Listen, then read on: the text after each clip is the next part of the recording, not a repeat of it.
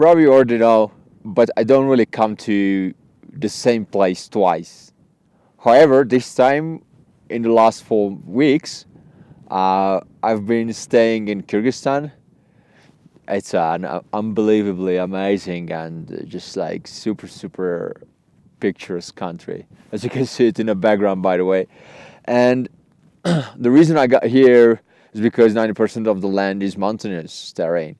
And there are two particular mountains here. Why I got here, Khan Tengri, 7,010 meters, and Peak Lenin, 7,134 meters.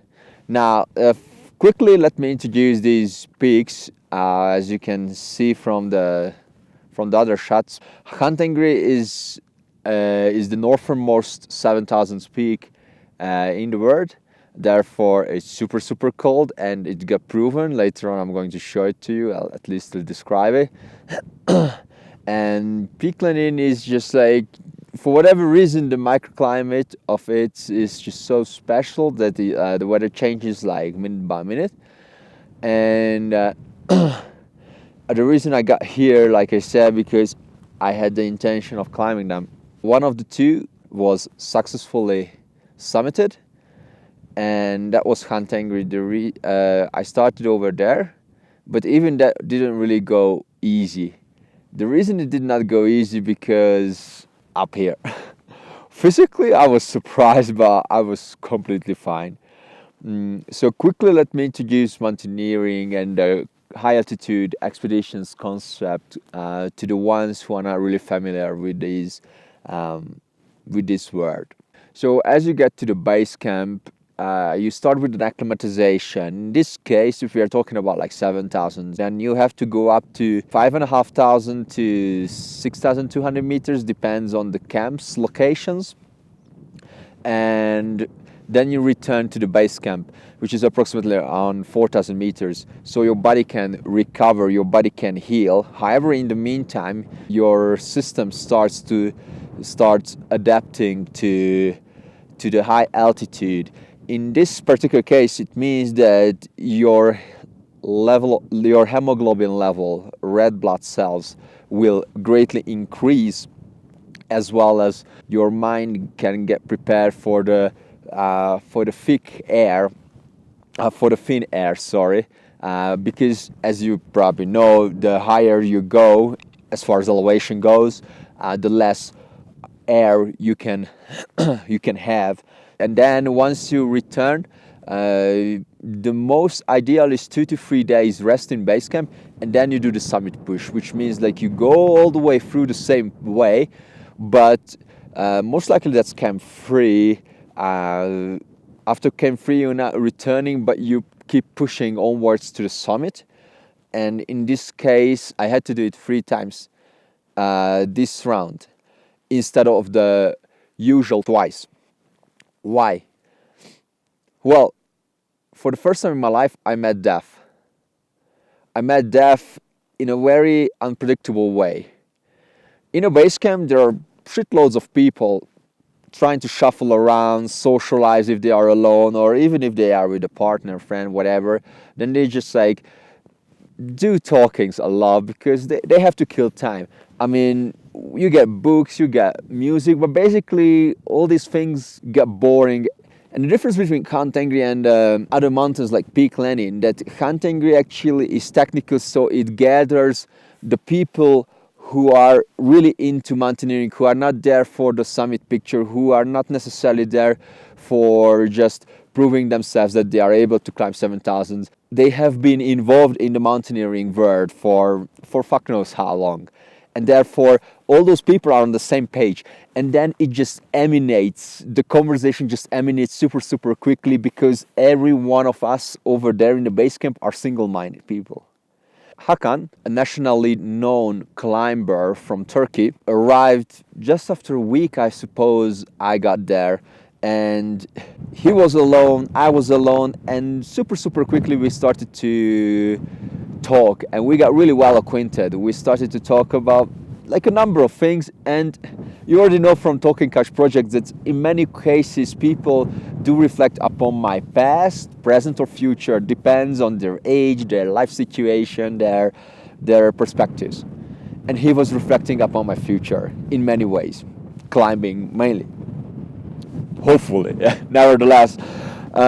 As he left, he went up to 6,700 meters, and that was just like on the day when I went all the way to 5,800 meters, camp free.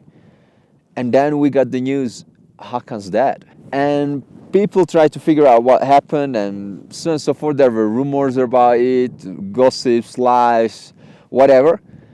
And biopsy.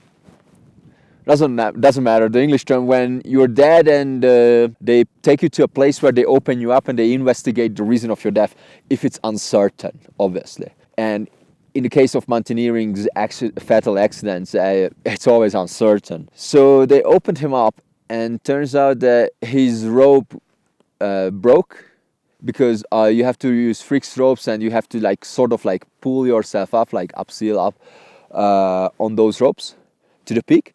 And then his rope got broken, and he fell, I think, 200 meters or something like that. And he got fucking internal bleeding. He spent the night on 6,400 bivouacking. Bivouacking means that you have no fucking tent on you. You have no tent on you. So imagine 6,400 meters, snow, ice, wind, and fucking cold are the four features you can find over there, and these are the only four. And you spend the whole night up there. He called over the radio, the base camp, that I'm not feeling well. He didn't went into specifics, or I'm not sure about the details of this case. But he called for help. And by the time the guys got there to help him, he was gone. He had internal bleeding. And in the meantime, I reached Camp 3. I was ready to do summit push by myself. And I got a phone call over the radio, for whatever reason, that, hey, you should come back because you are having the same circumstances, and look what happened to Hakan. And it fucking dawned on me.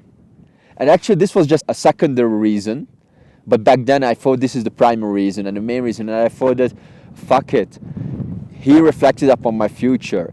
I got well acquainted with him. I was actually the last person who took picture of him, and I can show it to you in a second. We got connected, and that guy 4 days later gone. And I got scared. I got so scared that I packed my stuffs and shut down. By the next morning, I was in base camp. And then over there I was talking to Zoltan. You have already seen the interview with him. And he said that, you know, it's super unfortunate and so on and so forth, but most likely you didn't want it the peak bad enough. You had some different reasons other than Hakan's death, so you returned. And then I rested for 2 days, fought. And I came to the realization, it's not that I didn't want the summit. It's a good challenge so I can measure myself, and people who are well acquainted with me, they know that most of the things I'm doing in life, it's not because of the achievement itself, but rather proving myself that I'm fitting into that category, that I am tested out, that I can measure myself within. And then his death was just an excuse to cover my loneliness. For the first time in my life, I realized that loneliness can have a bad impact on me. In many cases, I've already talked about this. My favorite quote, if you want to go fast, go alone. If you want to go far, go together. And it turns out it's so fucking true on a horizontal dimension. But on a vertical dimension, it's just fucking untrue. Fuck. You, like, I cannot describe actually how I felt. I felt super isolated, and then quickly realized, yeah, that many people, many expeditions happen in pairs or multiple people because safety measures to me, the reason I'm never ever going to do solo expeditions again is because of the isolation I go through. Safety measures, like, they say that most of the successful climbers are from Russia. For one particular reason, they die as well, but they take more risk. They take risk beyond measurements. And after Hakan's death, I got convinced by Zoli that let's go back and try it again, and so on. We went back together, and he stayed in Camp 3 because he didn't intend to go for the summit. He has already done the summit, first person in the season. And then I teamed up with the Turkish climber, not Hakan, unfortunately, but another Turkish climber. He is Jim, by the way. Gotta give a shout out for him. Jim, you are a good dude. I'm really pleased that we climbed together. It was a hell of an experience. And long story short, after Camp 4, 6,400 meters, I took over. We swapped with Jim, and I was the one who was leading the climb. And guys, I didn't have any fear of death. However, I was using the ropes what Hakan used and got broken eventually and caused his death. It didn't matter. I tested the ropes, yanked them, and I trusted them, and I did that. I was leading the summit push. But the emotional security that there was somebody with me, guys, that felt amazing. I don't care about the risk because, like all climbers, I have the confidence that it will be all fine and it's not going to happen with me. Bullshit. But eventually, I have trust in myself, in my abilities. But I need somebody to talk to. I need somebody to give tea to or get tea from. And all those things just like make the expedition so much more colorful. Zoltan was talking in his interview about the joy of climbing. You should not climb when you don't enjoy. You should climb when you are in love with it. You should climb when you find fun within.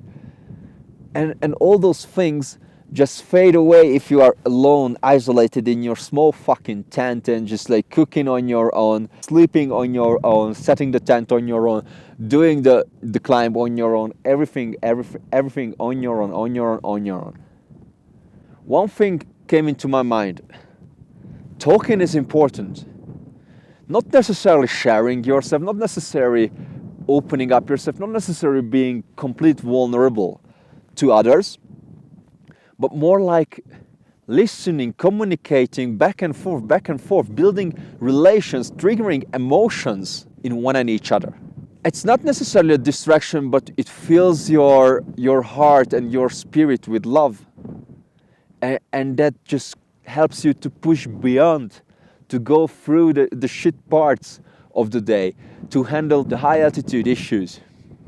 When you have headache, when you are demotivated, feel weak, tired, sleepy, can hardly breathe, or when a breath skips, and I'm not talking about going underwater, I'm talking about breathing properly, but you don't have enough oxygen, and you just feel that your lungs need more air, more oxygen, and you don't have access to it. And especially when you are half asleep and you're just like catching the breath, that's insane. You're waking up for catching the breath because you don't have enough. It's just insane feeling. And only can get it from high altitude or going underwater and try to breathe underwater, but that's just gonna cause you fucking death, eh?